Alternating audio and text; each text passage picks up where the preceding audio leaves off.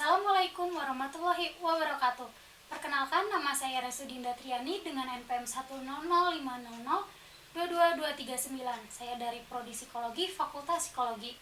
Saya dari kelompok dengan tema teknologi yang beranggotakan Najwa Salsabila Sudrajat, Syahrani Aprilia Salsabila, dan Nashwa Anissa Salsabila. Tujuan dari penulisan dan mempresentasikan karya tulis ilmiah ini tak lain untuk memenuhi tugas ujian akhir semester mata kuliah Bahasa Indonesia Angkatan 2023. Sebelumnya, saya ingin mengucapkan terima kasih kepada Ibu Ririn Sri Kuntorini selaku dosen mata kuliah Bahasa Indonesia yang telah membimbing, mendidik, dan memberikan ilmunya kepada saya, terutama selama penyusunan karya tulis ilmiah ini. Presentasi ini dimulai dari bab 1, pendahuluan yang terdiri dari latar belakang, rumusan masalah, tujuan, dan manfaat dari karya tulis ini. Seperti yang kita ketahui, manusia adalah makhluk sosial. Artinya, manusia tidak bisa hidup sendiri dan cenderung membutuhkan orang lain untuk menjalani kehidupannya. Hubungan komunikasi antar individu itu sifatnya dinamis atau berubah-ubah. Itu artinya cara berkomunikasi juga dapat berubah-ubah sesuai dengan perkembangan zaman dan teknologi itu sendiri. Di era digital seperti sekarang, penggunaan smartphone mengalami peningkatan secara drastis. Artinya, dalam hal ini, media massa menjadi sumber kekuatan, alat kontrol, dan inovasi dalam masyarakat yang dapat didayagunakan sebagai pengganti kekuatan dan sumber daya lainnya. Terlepas dari dampak positif yang saya sebutkan sebelumnya, tentu ada dampak negatif yang ditimbulkan. Adiksi internet. Adiksi internet adalah salah satu dampak negatif dari penggunaan ponsel secara berlebihan. Adiksi internet dapat menimbulkan berbagai macam perilaku, salah satunya adalah perilaku pubbing. Pubbing dapat diartikan sebagai perilaku terlalu sibuk memperhatikan ponselnya sehingga lawan bicara menjadi terganggu dan terabaikan. Pubbing mungkin istilah yang cukup asing bagi kita, namun sebenarnya kerap dijumpai dalam kehidupan sehari-hari. Bahkan fenomena pubbing saat ini masih gencar-gencarnya disuarakan oleh berbagai kalangan. Menurut Normawati Mariam dan Priliantini pada tahun 2018, coffee shop terkenal Starbucks pun juga melakukan kampanye dengan tagline Let's Disconnect to Connect untuk memerangi perilaku pubbing. Selain mengganggu orang lain karena telah mengabaikannya, jika perilaku pubbing ini dibiarkan, tentunya akan melahirkan generasi-generasi dengan perilaku yang apatis dan tidak peduli akan lawan bicara atau dengan sekitarnya. Berdasarkan latar belakang yang telah saya paparkan, maka terdapat 3 rumusan masalah. Yang pertama, seberapa tinggi intensitas penggunaan smartphone pada kalangan mahasiswa psikologi Unisba Angkatan 2022. Yang kedua, seperti apakah lingkungan pertemanan yang dapat menyebabkan fenomena pubbing?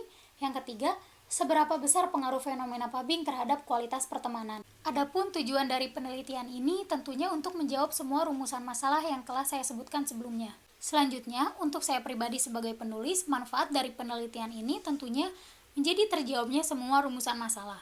Bagi mahasiswa, penelitian ini tentu akan berguna untuk melihat adanya perilaku pubbing saat sedang berinteraksi sosial. Dan yang terakhir, bagi peneliti lain, karya tulis ini akan berguna untuk memberikan pengetahuan mengenai gambaran bagaimana pengaruh perilaku pubbing terhadap kualitas pertemanan pada mahasiswa psikologi Unisba Angkatan 2022. Selanjutnya di bab 2 yaitu landasan teori.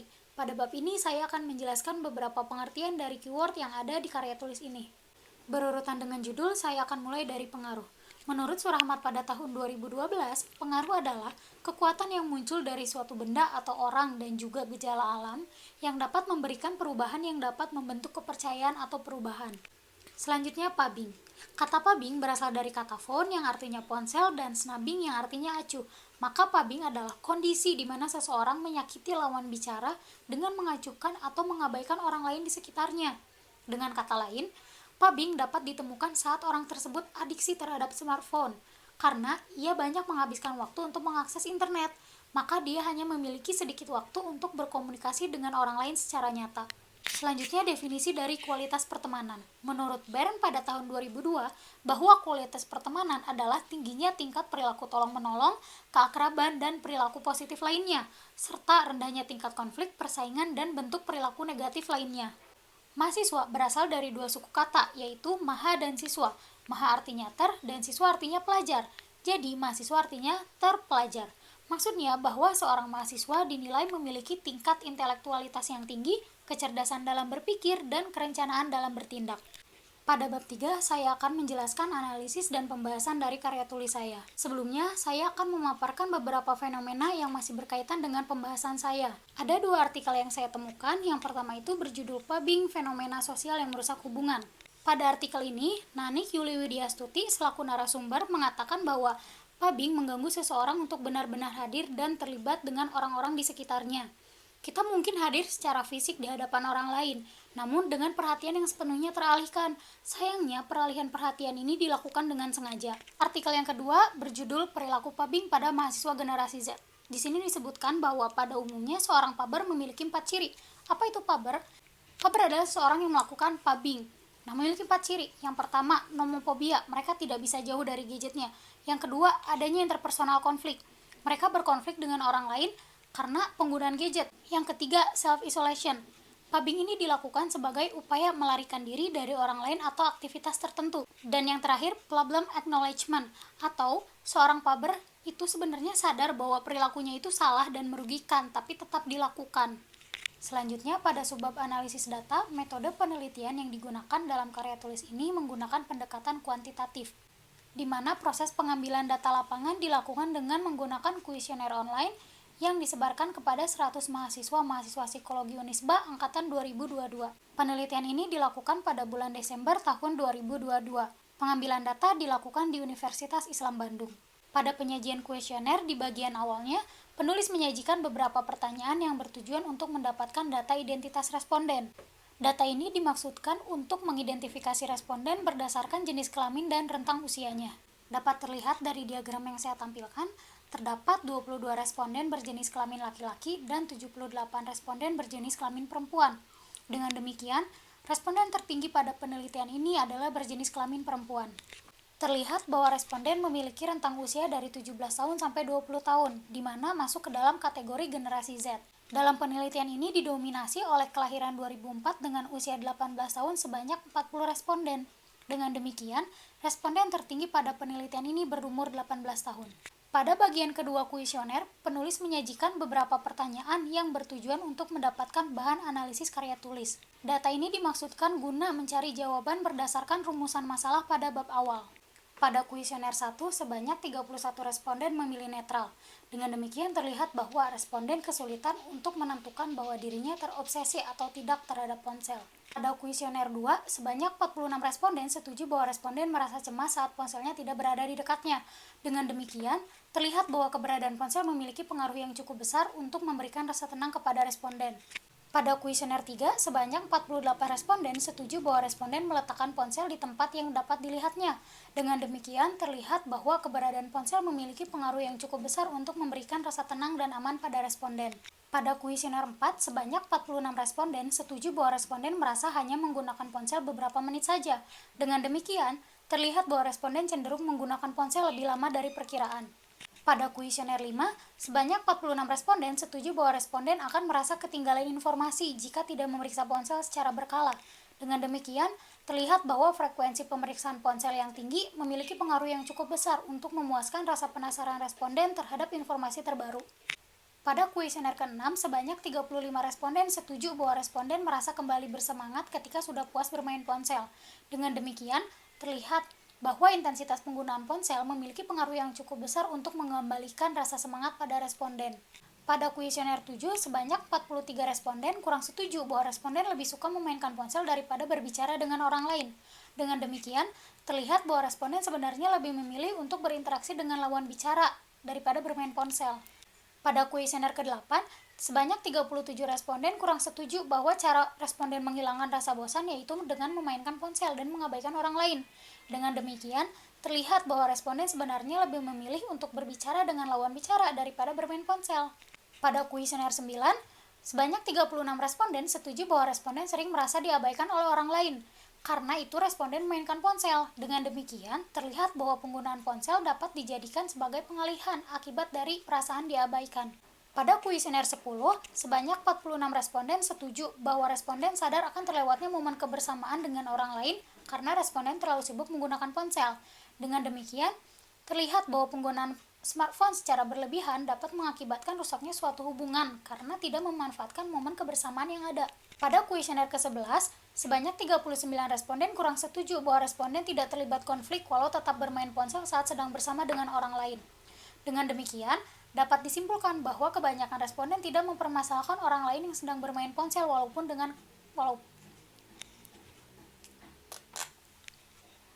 Pada kuesioner ke-11, Pada kuesioner ke-11, sebanyak 39 responden kurang setuju bahwa responden tidak terlibat konflik walau tetap bermain ponsel saat sedang bersama dengan orang lain.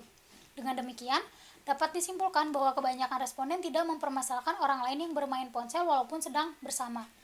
Pada kuesioner ke-12, sebanyak 48 responden tidak setuju bahwa responden sering merasa kesal jika orang lain memintanya untuk meletakkan ponsel dan berbicara dengan mereka.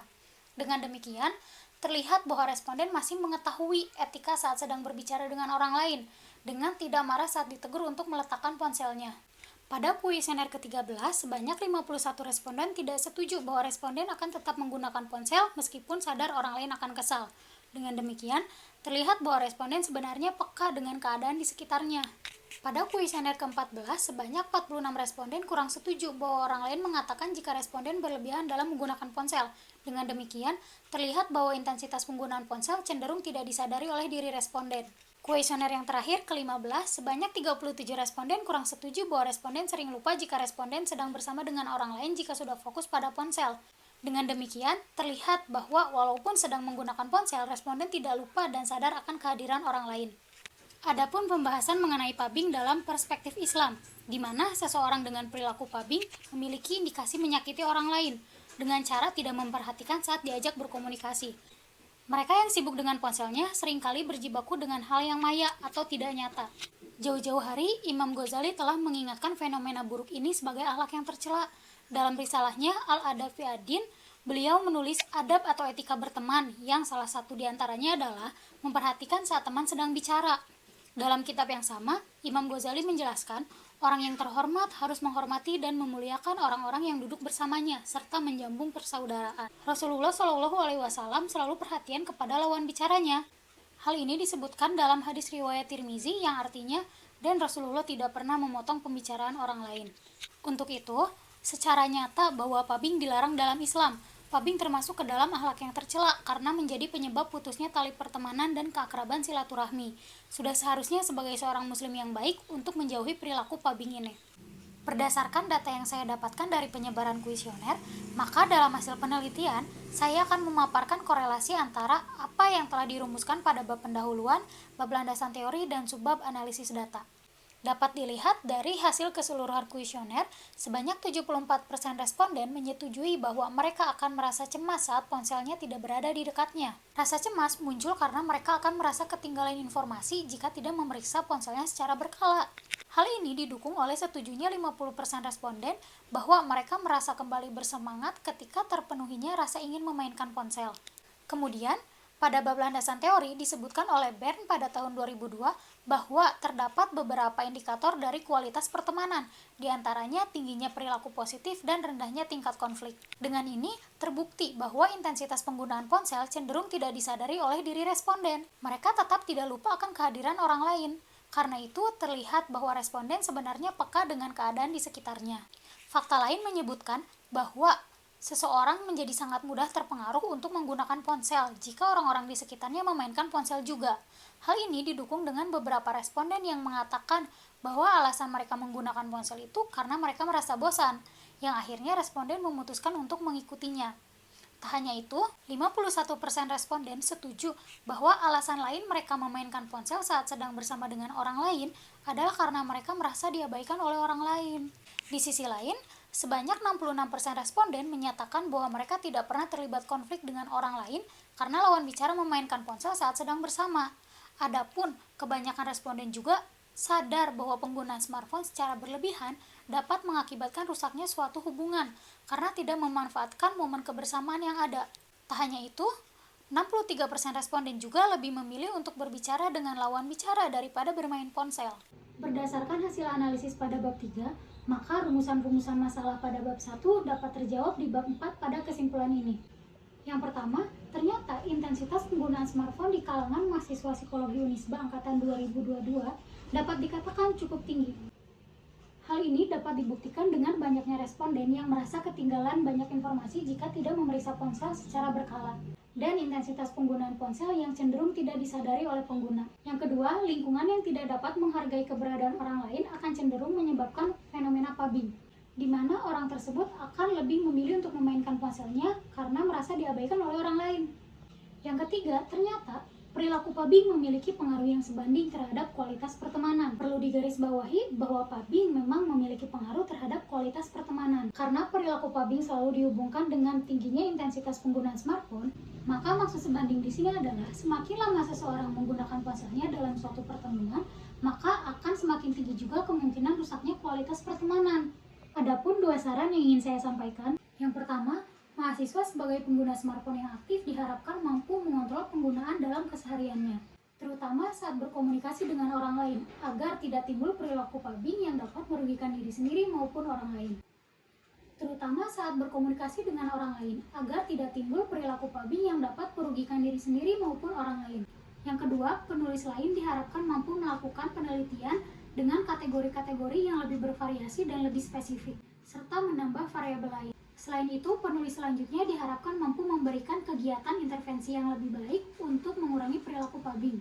Akhir kata, saya menyadari bahwa karya tulis ini masih jauh dari kata kesempurnaan, karena pengalaman dan pengetahuan saya yang terbatas. Oleh karena itu, kritik dan saran yang membangun dari semua pihak sangat saya harapkan, guna memperbaiki kesalahan demi terciptanya karya tulis yang lebih baik di masa yang akan datang. Terima kasih. Wassalamualaikum warahmatullahi wabarakatuh.